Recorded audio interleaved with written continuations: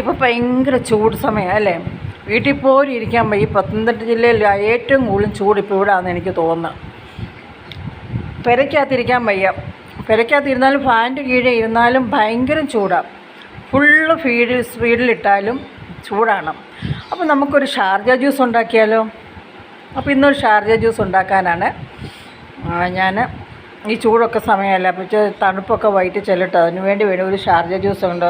സിമ്പിളാണ്. നമുക്ക് ഈ കടയിലൊക്കെ പോയി 50 രൂപയ്ക്ക് നമ്മൾ ഷാർജ ജ്യൂസ് മേടിച്ച് കുടിക്കും. ഒരു ഗ്ലാസ്സിന് 50 രൂപ ഉണ്ട്. അപ്പോൾ നമ്മൾ എന്താ ചെയ്യണമെന്ന് അറിയാമോ? ഒരു 5 രൂപയുടെ ബൂസ്റ്റും ഒരു പൂവമ്പഴവും ഒരു അരക്കവർ പാലും മതി. നമുക്ക് വയറ് നിറയെ ഷാർജ ജ്യൂസ് കുടിക്കാം. വയറ് നിറയെ ആ ഒരു കവർ പാലിൽ നമ്മൾ 2-3 ഗ്ലാസ് നമുക്ക് വീട്ടിലുണ്ടാക്കാൻ പറ്റും. നല്ല അടിപൊളിയായിട്ട് കടയിൽ കിട്ടുന്നതിനേക്കാളും ടേസ്റ്റിൽ നമുക്ക് വീട്ടിലുണ്ടാക്കാൻ പറ്റും. നിങ്ങളൊന്ന് ശ്രമിച്ച് നോക്ക്. കടയിൽ പോയി നമുക്ക് കഷ്ടപ്പാടും കൊണ്ട് നമ്മൾ കടയിൽ പോയി കുടിക്കേണ്ട കാര്യമില്ല. നമ്മൾ വീട്ടിൽ തന്നെ ഉണ്ടാക്കി നോക്കിക്കേ.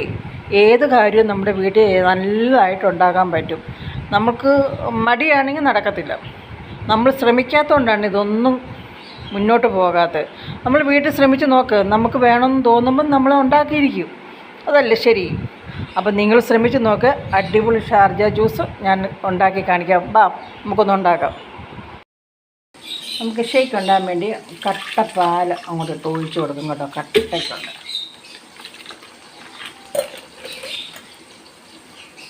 ഇനി നമുക്ക് ബൂസ്റ്റ് ഇട്ട് കൊടുക്കും.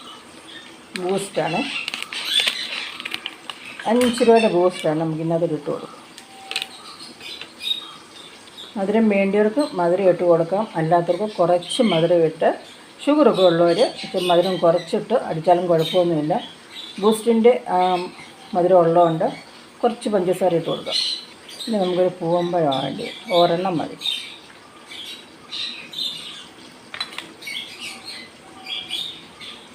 കഷ്ണമാക്കി ഇട്ട് കൊടുക്കാം. നമുക്ക്